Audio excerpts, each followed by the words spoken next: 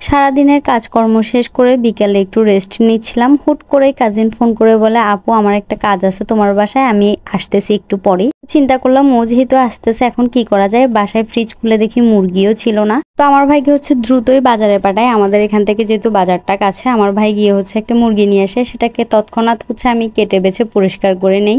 আমার প্ল্যান ছিল একটু চিকেন ফ্রাই করব, সাথে ঝাল একটা নুডলস করব। তো আমি চিকেনগুলোকে ম্যারিনেট করার জন্য প্রথমে 2 স্লাইস লেবুর রস দিয়ে দিছি। এই লেবুর রসটা দেওয়ার কারণে চিকেন ফ্রাইটা ভাজার পর কোনো রকম স্মেল লাগবে না। এরপরে ম্যাগির যে ম্যাজিক মশলাটা ছিল সেটা 1 প্যাকেট দিয়ে দিলাম। এরপরে দিয়ে দিলাম মাংসের মশলা 1/2 চা চামচ, আর দিয়ে দিলাম স্বাদ মতো লবণ। আর আপনারা যদি ঝালটা খেতে পছন্দ করেন তাহলে 1/2 চা চামচের মতো মরিচের গুঁড়াও দিতে পারেন। এরপরে দিয়ে দিলাম গরম মশলার গুঁড়া, আর হালকা একটু কালার আসার জন্য 1/2 চা চামচ হলুদের গুঁড়া দিয়ে দিলাম। এবার আমি দিয়ে দিব 1/2 চা চামচের মতো গোলমরিচ গুঁড়া। এরপরে দিয়ে দিব 1 টেবিল চামচের মতো টমেটো সস, আর দিয়ে দিব 1 টেবিল চামচের মতো সয়া সস। এরপর সবশেষে আমি 2 চা চামচের মতো আদা রসুন বাটা দিয়ে দিব। এবার এই মাংসগুলোকে মশলার সাথে হাতের সাহায্যে খুব ভালোভাবে মিশিয়ে নিব। আর আমি কিছুক্ষণ সময়ের জন্য এটাকে রেস্টে রেখে দিব। আর আপনারা যদি চান এটাকে ম্যারিনেট করে ঘন্টা 1.5 ঘন্টা রাখতে পারেন। আর একদিন রাখতে পারলে তো আরও ভালো রেজাল্ট আসে, মানে মশলা মাংসের মধ্যে খুব ভালোভাবে ঢুকবে, তাহলে মাংসের ফ্লেভারটাও আপনারা খুব ভালোভাবে পাবেন। আর আমার বাসায় যেহেতু কয়েকদিন পরপরই আমার চিকেন ফ্রাই করতে হয়, তো আজকে যেহেতু আমি একটু বাড়িয়ে করেছিলাম, এখানে কয়েক পিস আমি আমার বাবুর জন্য রেখে দিলাম। এগুলো পরবর্তীতেও যখনই খেতে চাবে আমি বের করে জাস্ট ভেজে দিব। এবার যেহেতু আমি সাথে একটা নুডলস রান্না করব, তো আমি এখানে অল্প একটু পাস্তাও দিয়ে দিছি। আমি ম্যাগি নুডলসের সাথে পাস্তাটা দেওয়ার চেষ্টা করি, তাহলে আমার খেতে একটু ভালো লাগে। তো আজকে যেই নুডলসটা বানাবো সেটার জন্য আমি আগে একটা সস বানিয়ে নিব। তাই আমি আগে নুডলসের প্যাকেট থেকে মশলার যে ইনস্ট্যান্ট মশলার প্যাকেটটা সেটা বের করে নিচ্ছিলাম। যারা ঝাল ঝাল নুডলস খেতে পছন্দ করেন বা হঠাৎ অনেক সময় মন চায় একটু ঝাল ঝাল করে নুডলস রান্না করে খেতে, তো আজকের যেই সস রেসিপি মানে সসটা আমি দেখাবো আর কি রেসিপিতে, আপনারা ওই সসটা বানিয়ে নুডলস রান্না করে ট্রাই করে দেখতে পারেন। আশা করি আপনাদের সবার কাছে অনেক ভালো লাগবে। এই সসটা বানানোর জন্য আমি এখানে 4টা শুকনো মরিচ নিয়ে সেটাকে হাতের সাহায্যে গুঁড়ো করে নিচ্ছিলাম।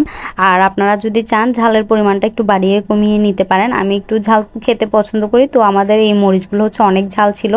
এগুলো আমাদের বাড়ি থেকে আনা, আমার আব্বু নিজে খেতে করছিল ওইগুলা। তো এখান থেকে আমি 4টা মরিচ নিয়ে হাত দিয়ে খুব ভালো করে গুঁড়ো করে নিচ্ছিলাম।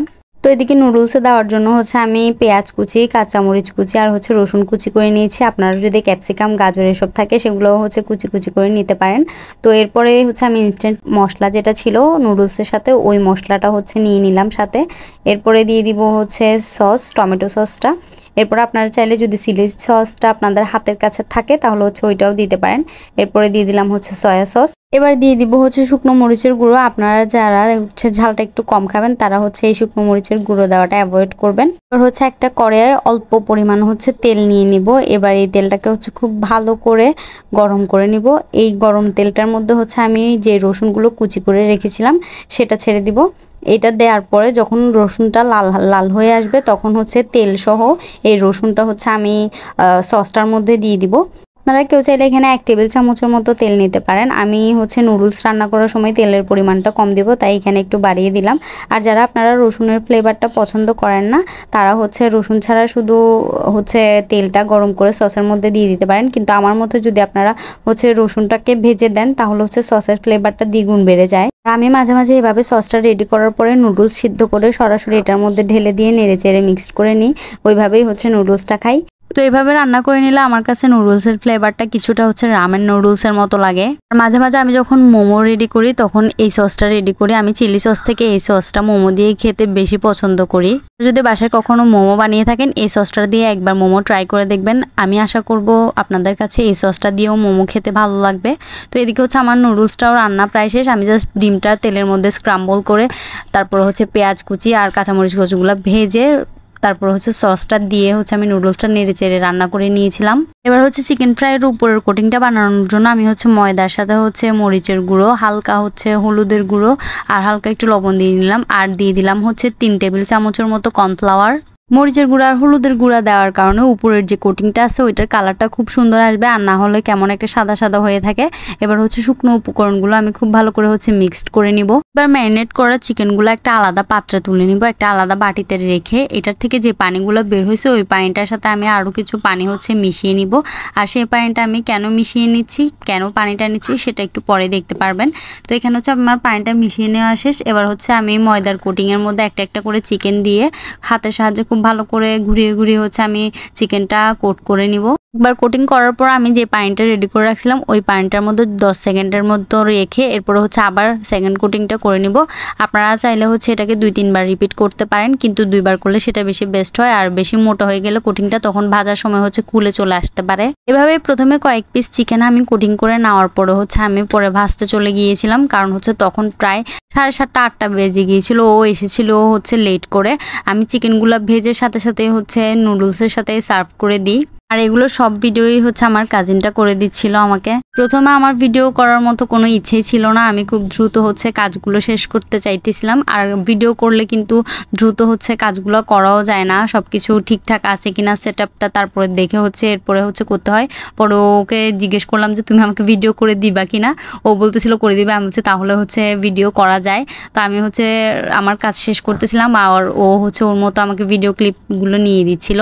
আর ও চিকেনটা খাওয়ার পরে বলেছিল যে আমি যে অল্প সময়ে ম্যারিনেট করছি সেটা বোঝাই যাচ্ছে না, মানে চিকেনগুলোর মধ্যে মশলার ফ্লেভারটা খুব ভালো করেই হচ্ছে ঢুকছে।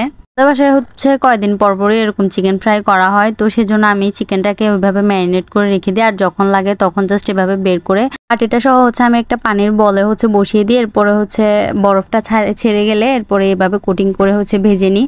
আর আমার বেশিরভাগ হচ্ছে যে বড় মুরগিগুলো আনা হয় ওইটার উইংসগুলো হচ্ছে আমি অনেক দিন ধরে জমাই। এরপরে হচ্ছে উইংসগুলোকেও চিকেন ফ্রাইয়ের মতো করে সেম প্রসেসে ম্যারিনেট করে এরপরে হচ্ছে ভেজে দেই ইহানকে। চিকেন ফ্রাইটা ভাজার সময় প্রথমে হাই হিটে তেলটাকে গরম করে এরপরে মিডিয়াম আছে চুলার আঁচটা রেখে এরপরে হচ্ছে চিকেন ফ্রাইগুলো ভেজে নিতে হবে, আর না হলে উপরের কোটিংটার কালার চলে আসবে আর ভিতরের মাংসটা কাঁচা থেকে যাবে। চিকেন ফ্রাইটাকে তেলে ছাড়ার পরে হচ্ছে বারবার নাড়া যাবে না, না হলে উপরের কোটিংটা হচ্ছে খুলে চলে আসবে। একটা সাইড খুব ভালোভাবে ভাজা হলে এরপরে হচ্ছে অপর সাইডে উল্টে দিতে হবে ভাজার জন্য। আমার প্রথম ব্যাচে চিকেন ফ্রাইগুলো একদমই ভাজা শেষ। এবার হচ্ছে আমি একদম নুডলসের বাটিতেই সার্ভ করে দিয়েছিলাম, কারণ তখন প্রায় অনেক বেজে গেছে। ও চলে যাওয়ার জন্য বাসায় মানে তাড়াহুড়ো করতেছিল, ও আসছিল মূলত আমার বাসায় একটা কাজে। তো আমি হচ্ছে সোজাসুজি চিকেন ফ্রাইগুলো তুলে বাটিতে সার্ভ করে দিয়ে ওদেরকে খাওয়ার জন্য। আর ওদিকে দ্বিতীয় ব্যাচটা ভেজে নিচ্ছিলাম, কারণ হচ্ছে আমি ওর সাথেই বেরিয়ে যাব আমার কাজিনের সাথে, ইহানের আব্বুর কাছে নাস্তাগুলো নিয়ে যাব, কারণ ওকে ছাড়া আমার কোনো কিছুই বাসায় হজম হয় না। ওকে নাস্তাগুলো দিয়ে আসার পরে হচ্ছে বাসায় এসে আমি নুডলস আর চিকেন ফ্রাই নিয়ে বসে যাই খেতে। আর আমার কাজিন যেরকম বলতেছিল আসলে মাংসগুলো হচ্ছে খুবই ফ্লেভারফুল হয়েছিল। তো এভাবে হচ্ছে আপনারা চাইলে বাসায় একদিন ট্রাই করে দেখতে পারবেন। তো আজকের ভিডিওটা এই পর্যন্তই রাখবো। যদি ভালো লাগে থাকে অবশ্যই লাইক, কমেন্ট এবং শেয়ার করে দিবেন। পরবর্তী ভিডিওর জন্য পাশে থাকবেন। সবাই ভালো থাকবেন, সুস্থ থাকবেন। আল্লাহ হাফেজ।